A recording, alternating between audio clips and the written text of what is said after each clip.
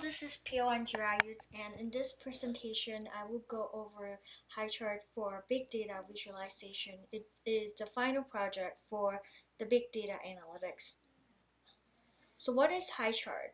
HighChart is the library, a charting library that using JavaScript that was written in JavaScript and is offering ways to add interactive charts to your web page or your web application.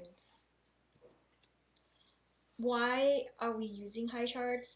Because one, HighCharts is very interactive. You have the tooltip where you can hovering your mouse and get pop-up display, which I will show you later in this presentation. You'll have the compatibilities. It's available from all platforms because it is using the client's base or JavaScript, so you don't have to have complicated stuff on the server. And it have the variety, have different kind of charts that it support. It has everything that you need, columns, line, area. It is very easy to use, which you'll see in the later of this presentation, and you can export and print the HighCharts. It's very easy to set up and it's free. So let's get started. Before we go into the code, I would just want to go over a little bit of components of the HighCharts. We have title, display the title of the charts, subtitle, y-axis, x-axis, legends, series, and here's the tooltip where you can hover over each series and give you some details. And we also have the print or download button on the upper right corner where you can export your charts in form of SVG, PDF, or JPEG. The main script that you would need in order to use HighCharts are the jQuery script, which enable you to use the jQuery library in your web page.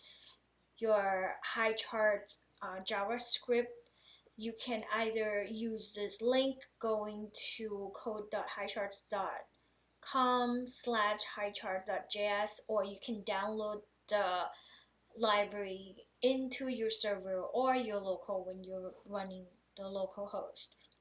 And the third line here is for the model, exporting model, where you can export and print your HighCharts. The second component in the code that you need is container. This container is basically modify what's go into your charts. In this example right here, I have the chart container, have chart type column, have title as monthly average rainfall, subtitle axis in category where we'll group them, have y-axis rainfall, and here is the modification for the tooltips. And we can modify the data later on in this presentation. The way there's variety of different ways that we can import or load data into HighChart. The very simple way is called data series, where you can put raw data into your code under the series key and put the value next to it. You can use the CSV and then import it after. Similar to the CSV, you can use JSON response or the JSON file, or you can pull data from the database, or you can use the live data. This is a little bit more advanced, which I'm not including in here in this presentation, but you can follow the example on the website. So the first way here is what I was talking about. It's very simple. You just add name, column, and name basically column, and each value into its own category here. You'll create the chart. The second way is the CSV.